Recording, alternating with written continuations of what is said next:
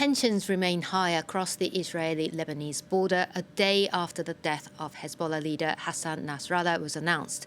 Israel says it hit dozens of Hezbollah targets overnight on Saturday, prompting the militant group to respond with a fresh salvo of rocket attacks.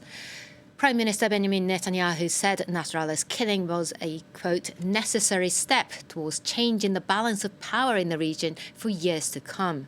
The sustained military campaign is raising fears the war could spiral into wider regional conflict. Meanwhile, Israel continues to amass troops along its northern border with Lebanon, fueling speculation a ground operation could be imminent.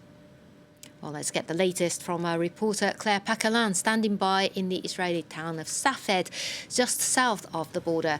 Hi Claire, well, good to have you. You're pretty close to the Lebanese border, aren't you, as rocket fire exchanges between Israel and Hezbollah continue.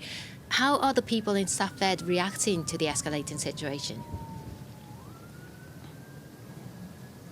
So the town of Safed in the Upper Galilee is around about 14 kilometers from Lebanon. You can't quite see Lebanon behind me. It's over the other side of the crest of the hill that you can just about make out in the background behind me. And we're near an Air Force base, which means this area is very vulnerable to rocket fire coming from Lebanon, fired, of course, by Hezbollah. And I've been speaking to people in the town, and they say in the last few weeks, particularly in the last few days, it has really ramped up and increased. People here in the town telling me that they've been watching in the last few days rockets aimed at the military base, landing in the forest near their homes, setting trees on fire. Sometimes the rockets land there, other times they are intercepted by Israel's air defense system, the Iron Dome. Of course, people in Safed are nervous and anxious, but they do receive alerts on their mobile phones when the area they're in is getting targeted by rocket fire.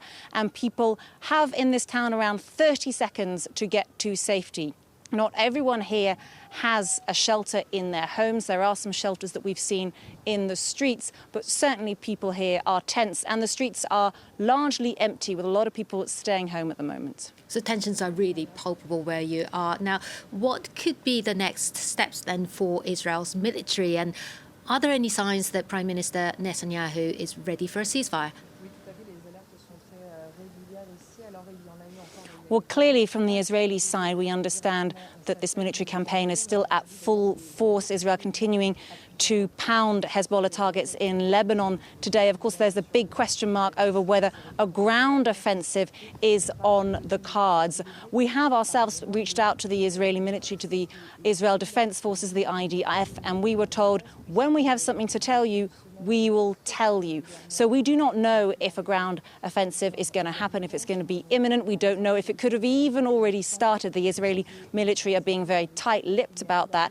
Of course, what's important to remember is that while Israel does have superiority in the skies, going in on the ground into Lebanon is a very different matter. But Israel has severely degraded Hezbollah, particularly in recent weeks, taking out the top brass of its leadership, of course, including the leader, Hassan Nasrallah, in the evening from Friday through to Saturday. So Hezbollah is degraded, but they are still capable of launching rockets into northern Israel, where I am now.